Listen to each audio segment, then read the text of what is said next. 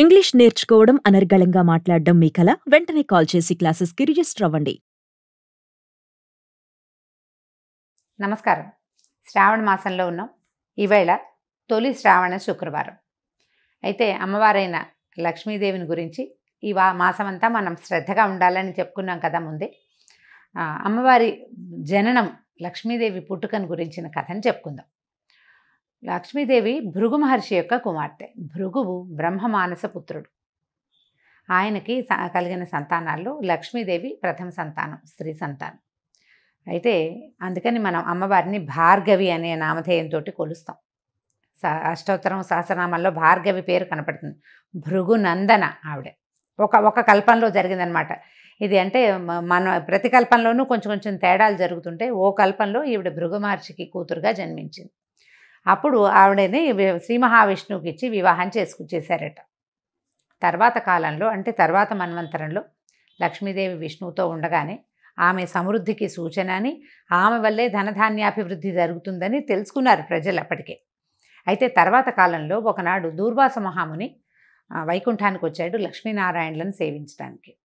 అప్పుడు అక్కడి నుంచి ఆయనకు ఒక పారిజాత పుష్పమాల లభించింది, కల్పవృక్షాల మాల అన్నమాట. స్వామివారిని ఏమన్నా నిర్మాల్యం అది తీసుకున్నాడు. ఈ దూర్వాసుడు నిర్మాల్యం తీసుకుని వస్తూ తనకి ఎదురైనటువంటి దేవేంద్రుడికి ఆ నిర్మాల్యపు దండని, స్వామివారి మీద నుంచి తీసిన దండ అని చెప్పి చేతిలో పెట్టాడు. అయితే ఇంద్రుడు ఆ పూట కొద్దిగా సురాపాన మత్తుడుగా ఉన్నాడు. కాస్త అశ్రద్ధగా ఆ దేనిని, దండని ఐరావతానికి అప్పచెప్పాడు. ఐరావతం అంటే ఏనుగు. ఏనుగుకి ఇది ఎట్లా తెలుస్తుంది? ఆ ఏనుగు ఆ దండని విసిరేసేసరికల్లా ఇలాగా నిర్మాల్యానికి జరిగిన అపచారం వల్ల స్వర్గలక్ష్మి ఇంద్రుణ్ణి విడిచి వెళ్ళిపోయిందట. ఇప్పుడు స్వర్గంలో ఉన్న వైభవం అంతా లక్ష్మీ వైభవమే కదా, దాంతో స్వర్గలక్ష్మి విడిపోయింది. ఆ తర్వాత కాలంలో ఏం జరిగిందంటే, దానవులు స్వర్గం మీదకి దండెత్తి వచ్చాక చాలా మహాసంగ్రామం జరిగింది.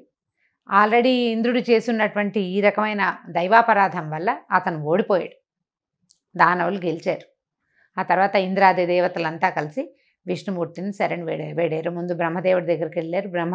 నుంచి విష్ణుమూర్తి దగ్గరికి వెళ్తే విష్ణువు ఏం చెప్పాడంటే, నువ్వు దైవాపరాధన చేయటం వల్ల లక్ష్మి కోపించింది, ఆమె నిన్ను వదిలి వెళ్ళిపోయింది. నిన్నే కాదు, వైకుంఠ లక్ష్మి కూడా వెళ్ళిపోయింది, ఆమె ఇక్కడ కూడా లేదు. నీ వల్ల మనం అందరము నష్టపోయాము. కాబట్టి లక్ష్మిని సాధించేందుకు ఒక మార్గం చూసుకోండి, ఒక మార్గం చూడాలని చెప్పాడు. అదే సమయంలో ఈ దానవులంతా మృత సంజీవని విద్యతోటి వాళ్ళు బతికిపోవటము, వాళ్ళు వరగర్వాలతో శక్తివంతులుగా ఉండటము, వీటన్నిటి మీద ఆలోచించి అమృతాన్ని సాధించాలి, దాంతోపాటు లక్ష్మీదేవిని కూడా సాధించుకోవాలని ప్రయత్నం చేసి దేవదానవులు ఇద్దరూ కలిసి అమృత మథనం కోసం ప్రయత్నం చేశారు. బ్రహ్మదేవుడు వీళ్ళకి లక్ష్మీదేవి కూడా అవసరమైనప్పటికీ అమృతం కోసం మీరు కూడా సాయపడండి అని దానవుల్ని కూడా వీళ్ళతోటి కలిపారు. దేవతలు దానవులు కలిసి క్షీరసాగర మథనం చేశారు.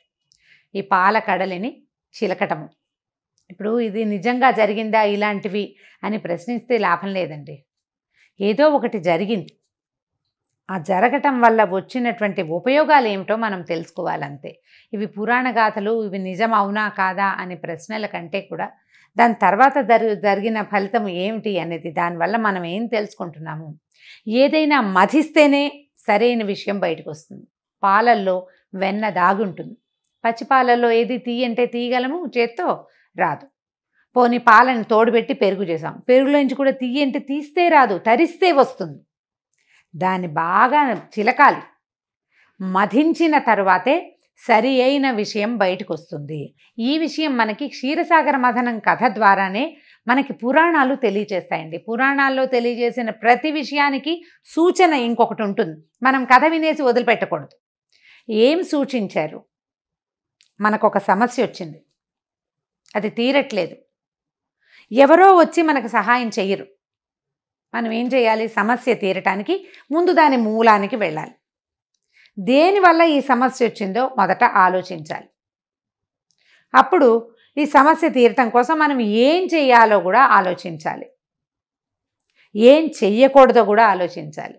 ఈ ఆలోచించిన తర్వాత దీన్ని ఇంప్లిమెంట్ చేయాలి. ఇంప్లిమెంటేషన్ కూడా మనం ఆలోచించాలి కదా. ఇదంతా ఎక్కడ జరిగింది? ఇది మథనం అంతా బ్రెయిన్లో మేధోమథనం జరుగుతుంది. ప్రతి విషయం మీద కూడా మనం ఆలోచించే పని చేయాలి. ప్రతి దానికి మథనము అవసరము. ఏ శుభమైన కార్యక్రమం జరగాలన్నా, ఏ సరి అయిన పని జరగాలన్నా, అసలు ఒక అవుట్పుట్ అంటూ కావాలి అంటే దానికి మథనం ముఖ్యమైనది. నేను ఇక్కడి నుంచి లేచి అక్కడికి వెళ్ళి అది తీయాలి అంటే అదేదో క్యాజువల్ విషయంలో ఉంటుందండి. బ్రెయిన్ దానికి చాలా ఆలోచిస్తుంది. బోల్డంత క్రియ జరగాలి. నాకు ఊహ రావాలి. నాకు ఊహ అంటే నా కన్ను ఒక వస్తువుని చూడాలి, ఆ వస్తువు చూశానని కన్ను వెళ్ళి బ్రెయిన్కి చెప్పాలి, అది నీకు ఉపయోగపడుతుంది అని బ్రెయిన్ ఆలోచించుకోవాలి. అప్పుడు బ్రెయిన్ కళ్ళకి చేతులకి కూడా చెప్పి, దాంతోపాటు కాళ్ళకి చెప్పి, ఓ కాలు నువ్వు నడిచెళ్ళు, ఓ చెయ్యి నువ్వు దాన్ని పట్టుకో, ఓ కన్ను నువ్వు దాన్నే చూడు అని వీళ్ళ ముగ్గురికి చెప్పాలి. ఎంత కార్యక్రమం, చాలా పెద్దది. కానీ మనకు తెలియదు. అది చాలా క్యాజువల్గా అనుకుంటాం. చాలా అసలు సహజంగా అంటే అసంకల్పిత ప్రతీకార చర్యలాగా జరిగిపోయిందని భావిస్తాం మనం, కానీ జరగదు. చాలా కావాలి. ఈ నాలుగిట్లో ఏది బ్రెయిను, కన్ను, చెయ్యి, కాలులో దేనికి ఏ నాలుగిట్లలో ఏదైనా ఒక సింక్రనైజేషన్ తప్పింది అనుకోండి, పని అవదే. ఇక్కడి నుంచి వెళ్ళి పక్కనున్న మంచినీళ్ళ బాటిల్ కూడా తీసుకోలేం మనం. ఈ 4 ఒకే లైన్లో పనిచేయాలి. ఈ ముందున్న బయటున్న బాహ్యేంద్రియాల కన్ను, చెయ్యి, కాలుని పనిచేయించాలంటే బ్రెయిన్లో ఒక మథనం జరగాలి. ఒక చిన్నది కవ్వం పెట్టి చిలకాలి. అది ఆ చిలుకుడు వల్లే పనులు అవుతాయి. అన్నం వండాలి, ఎంత ఉంది, బృహత్తర కార్యక్రమం కాదు. అది చాలా సింపుల్గా చేస్తాం మనం. ఆ బృహత్తర కార్యక్రమానికి మనం లోపల మేధోమథనం జరుగుతుంది. మథనం జరగటం వల్లే మంచి విషయాలు బయటకు వస్తాయి. కొన్ని ఏదైనా ఒక విషయం మంచిగా, చెడు కూడా వస్తుంది దాంతోపాటు. బాగా ఆలోచించి ప్లాన్ చేసి పక్కవాడిని మోసం చేస్తారు. ఆలోచించి ప్లాన్ చేస్తేనే ఏటీఎం కొల్లగొట్టగలుగుతారు. ఆలోచించాలి కదా. అలాంటి మథనమే ఇప్పుడు జరిగింది, క్షీరసాగర మథనం. ఈ క్షీరసాగరం ఏమిటి, తెల్లగా పాల నురుగ్గా ఉంటుంది. అసలు అలాంటిది ఎక్కడ ఉంటుందో, పాల సముద్రం అండి. విచిత్రంగా మనం చూస్తామా, చూడం. మనం చూడని ఒక ఇది మన బ్రెయినే, అది మన బ్రెయిన్ అంతే. అయితే ఈ క్షీరసాగరాన్ని మథనం చేయటానికి అది చాలా పెద్దది కాబట్టి మందర పర్వతాన్ని తెచ్చారు. ఈ మందర పర్వతం చాలా చుట్టుకొలత పెద్దది కాబట్టి మందర పర్వతం చుట్టూతా 3 చుట్లైనా తిరగడానికి వీలుగా ఉన్నటువంటి వాసుకి అనే ఒక మహాసర్పాన్ని తమ చేతిలోకి తీసుకున్నారు. ఈ సర్పాన్ని ఇద్దరు ఒకళ్లే పట్టుకుని చిలకలేరు కాబట్టి ఓవైపు దేవతలు, ఓవైపు దానవులు పట్టుకుని సముద్ర మథనం చేశారు. ఎన్ని రకాలో వస్తువులు వచ్చినాయి. దాంతో మహాభయంకరమైన హాలాహలం వచ్చింది. మనం ఆలోచించి చెడుని చేస్తూ ఉంటాం అప్పుడప్పుడు. ఆ చెడుని గనక తొలగదీస్తే, దాన్ని మింగేస్తే తర్వాత మంచి వస్తుంది. ఇది చేయకూడనిది అనే జ్ఞానం కలిగి ఉంటేనే తర్వాత జరుగుతుంది మంచి. మనకి పరమేశ్వరుడు వచ్చి ఆ హాలాహలాన్ని అమ్మవారి అనుమతి తీసుకుని, నేను హాలాహలం మింగుతాను అని ఆమెకు చెప్పి ఆ హాలాహలాన్ని తీసుకున్నాడు లోపలికి. తీసుకొని మింగకుండా కంఠంలో ఆపు పెట్టుకున్నాడు. ఎలాంటి చెడు ఆలోచన అయినా దాన్ని దిగనివ్వకూడదు, కంఠంలోనే ఉంచుకోవాలని ఇలాంటి కథలు చెప్తాయి మనకి. ఆలోచన వచ్చింది బ్రెయిన్లో, అది కిందకి వెళ్ళనివ్వకూడదు, ఇంప్లిమెంటేషన్లోకి వెళ్ళనివ్వకూడదు, ఎక్కడో చోట దాన్ని ఆపి పెట్టుకోవాలి. ఈ హాలాహలాన్ని ఆపిన తర్వాత అమ్మవారు వెలికొచ్చింది. లక్ష్మీదేవి సహస్ర కమలం మీద కూర్చుని చక్కగా పరమాద్భుత సౌందర్యంతో బయటికి వచ్చింది. ఆమెతో పాటు చంద్రుడు, తర్వాత నవరత్నాలు, కామధేనువు, కల్పవృక్షము, ఉచ్చైశ్రవము, నవనిధులు, అన్ని మణులు, నవరత్నాలు అన్నీ కూడా ఈ సముద్రంలోంచే వచ్చినాయి. ప్రపంచమంతా సముద్రంలోనే ఉంది. మొత్తం బయటికి వచ్చిన తర్వాత అమ్మవారు మళ్ళీ భగవంతుడైనటువంటి విష్ణుమూర్తిని వరించింది. ఆమె సౌందర్యము, ఆమె కళకి అసలు మైమర్చిపోయారట. కానీ ఆమెను స్వీకరించాలనుకోలే ఎవరు. దైవీ కళ యొక్క గొప్పతనం అది. ఆ లక్ష్మీ కళ తాలూకు గొప్పతనం. మిగిలిన వాళ్ళు ఎవరు ఈమె మాకు కావాలి అని అడగలేదు. ఆమె స్వయంగా వెళ్ళి శ్రీమన్నారాయణ్ణి ఆయన దండ వేసి ఆయన మెడలో, ఆయన వక్షస్థలంలోకి చేరిపోయింది. వివాహం అప్పుడు భృగు మహర్షి కూతురుగా ఉన్నప్పుడు ఆవిడ విష్ణువుని అడిగిందట, నేను నీతో పాటు ఎక్కడుండాలి అంటే నా హృదయంలో ఉండమన్నట్టు. భార్యని హృదయంలో ఉంచుకోవాలి, ఆమె మీ మనసుగా ఉండాలి అని భగవంతుడి కథే మనకి తెలియజేస్తుంది. లేదా హృదయంలో ఉంచుకోలేవు. అర్ధనారీశ్వర స్వరూపం నీలో సగం అయిపోవాలి భార్య. లేదా నీ నాలుక యందు ఉండాలి, నీ మొత్తం ఆలోచన, నీ మాట అంతా నీ భార్యగా ఉండాలి. అలాంటి వాళ్ళు ప్రఖ్యాతులవుతారు, అలాంటి వాళ్ళు హాయిగా ఉంటారు, వాళ్ళ జీవితం సుఖంగా ఉంటుంది. అది చెప్పడానికే పురాణాల్లో ఇలాంటి విషయాలు చెప్తారండి మనకి. ఈ అమ్మవారు లక్ష్మీదేవి విష్ణుమూర్తిని వరించిన తర్వాత ఇంద్రుడు ఆమె కోసం మళ్ళీ తపస్సు చేశాడు. తపస్సు చేస్తే అప్పుడు ఆమె అతనికి స్వర్గలక్ష్మిగా ఉండడానికి ఒప్పుకుంది. స్వర్గంలో ఒక లక్ష్మీ అంశ ప్రవేశించింది. లక్ష్మీదేవి విష్ణుమూర్తితోటే ఉన్నప్పటికీ ఆవిడ ప్రపంచంలో ఉన్న ప్రతి విషయంలోనూ తన కళని అంశని స్థాపించింది భగవంతుని యొక్క అనుమతితోటి. స్వర్గలక్ష్మిగా స్వర్గంలోనూ, సస్యలక్ష్మిగా పంటలయందు,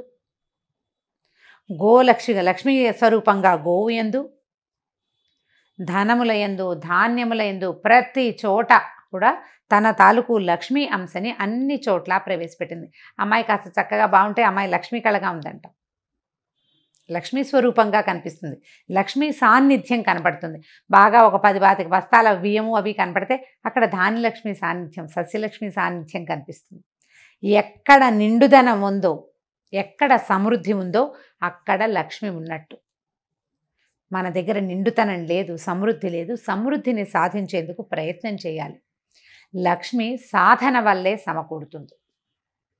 మళ్ళీ ఇందులో ఇంకోటి ఉందండి. ఉద్యోగినం పురుష సింహం ఉపైతి లక్ష్మి అన్నారు. సంస్కృతంలో ఒక శ్లోకం ఉంది. ఎవడైతే ప్రయత్నశీలుడుగా ఉంటాడో వాడికి లక్ష్మి దొరుకుతుంది. స్త్రీ పురుష భేదం లేదండి. పని చేస్తే లక్ష్మి సాధిస్తాం మనం. ఏదైనా సరే అన్ని రకాల లక్ష్ములని, విద్యాలక్ష్మిని, జ్ఞానలక్ష్మిని, ధైర్యలక్ష్మి, సాహసలక్ష్మిని కూడాను ప్రయత్నమే చేయాలి. ఆ ప్రయత్నాన్ని శ్రద్ధగా చేయాలి. ఈ క్షీరసాగర మథనం కథ విన్న వాళ్ళకి చాలా మంచిదని చెప్తారండి. శుక్రవారం నాడు చక్కగా లక్ష్మీ పూజ చేసుకుని ఈ కథని సావకాశంగా వినండి. దీంట్లో చాలా డీటెయిల్స్ ఉన్నాయి. ఇంకా చాలా డీటెయిల్స్ నేను వదిలిపెట్టాను. మనకి పెద్దగా సమయం లేదు, తెలిసిన కథే కదా అని బ్రీఫ్గా చెప్పాను. కానీ దీని మీద చక్కగా పిల్లలకి చెప్పండి. మీరు ఒకసారి తలుచుకోండి. మంచి పుస్తకం ఏదైనా ఉంటే ఆ పుస్తకం తీసుకుని చదువుకోండి. మనం ఇది శ్రద్ధగా ఉండవలసిన నెల అనేది జ్ఞాపకం పెట్టుకోండి. లక్ష్మీ పూజ చేసుకుని ఎవరైనా ఒక ముత్తైదుకి ఒక తాంబూలం కనుక ఇస్తే చాలా మంచిది, శుభం జరుగుతుంది. నమస్కారం.